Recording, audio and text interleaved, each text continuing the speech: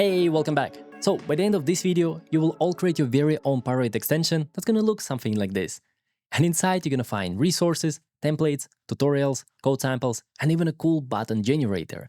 There's literally everything you need to start creating your own custom tools in Revit.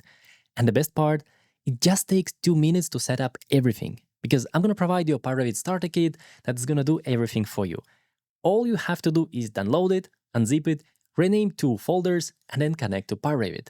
That's super simple and anyone can do it. And now let's actually go and create your pyRevit extension. I'm gonna set the timer just for fun so you can see how fast it is. And to begin, we actually need to download the starter kit. You're gonna find a download button under this video, click on it, and you're gonna get the zip file. Just save it anywhere on your computer. I decided to go to Documents and create here a folder, My pyRevit extension. Again, you can place it anywhere, you can name the folder anything. It's super easy to move it around later on, so don't always stress it. Once you're gonna extract everything from zip file, you're gonna find this .extension folder, and inside is just a folder structure with folders and icons and Python scripts. This is gonna be the base for your pyRevit extension, which I'm gonna explain in a moment. For now, just click on F2 to rename it, and just put here whatever name you would like your extension to be called. I'm gonna call mine pyRevit School. Now, go inside of it and find this .tab folder, and again, F2 and rename to something else. This is what you're actually gonna see inside of Revit tab. That's it. We finished the step, we renamed 2 folders, that's fine. Again, I'm gonna explain what's going on in a second. For now, let's just grab the path where it's located. In my case, it's here, so I'm gonna copy that one. And I'm gonna go inside of Revit, in pyRevit, click right here to pyRevit pull down, and go to Settings. Then go to the last tab, Custom Extension Directories, click here on Add Folder, paste your path, enter, and we are right here. Just select the folder and make sure that you cannot see that extension right here. If you can see that extension right here, then you did it wrong, you chose the wrong path.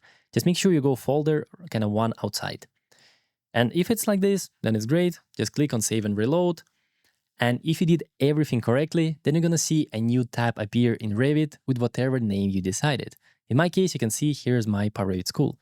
If you don't see it appear, usually it's because you misspelled this .extension or .tab folders. So go back and verify that it's written exactly like it's supposed to. And now we have this folder. And now once you're inside your extension, you'll see there are 4 panels. There is Starter Kit tutorial, there are also resources, so you can quickly reference all relevant documentation, a few resources like forums, stubs, SDKs and stuff. Then also pyRevit script template, my older ebooks if you want to grab them, bunch of code samples for beginners. This is gonna take you to my website, but inside you're actually gonna find a lot of code snippets, how it works, how to select elements, how to pick elements by rectangle, and so on. This way I can update it later on if there are any changes. And also link to pyRevit School. Then you have placeholder panel, so you can see how everything is organized, and you can use Alt and click on any buttons to open the folder structure. This way you can go in, change the icon, modify the script. You can even go outside and see how the buttons are organized, kind of change it, copy it, and kind of follow along. And lastly, you will also get button generator. Just click on that one, you're gonna get a very simple menu, and inside it's super easy to use. You click right here to add rows or use Ctrl-Enter. If you made too much, here's an X to remove it.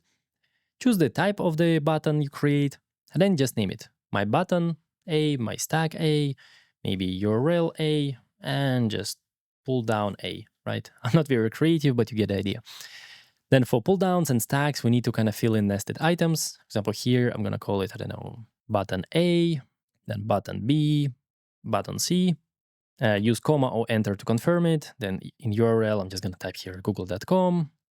And that's it. Once you're happy, you can also choose which panel you want to target. I recommend you to always put it in dev first and then create. Then you're going to get a quick report that everything was created, or if there are some issues maybe with the names or something. And then you will see your new buttons. These are the placeholders. You can click on it. Nothing really going to happen, but you can open, modify the script, and it's super kind of quick to kind of create a button where you can start working. Later, you can change the icon and everything. So yeah, by now you should all have your very own custom extension in Revit. And I hope you are excited, because I think this step alone is going to motivate you like nothing else. Because from today, every time you're going to go to Revit, you're going to see your own toolbar right there with the name you chose. And you will naturally want to go back and create more tools and make it more powerful. And also to help you do that, let's go to the next lesson where I'm going to explain you pyRevit anatomy a bit better so you can customize everything inside of it. And yeah, I'm going to see you soon.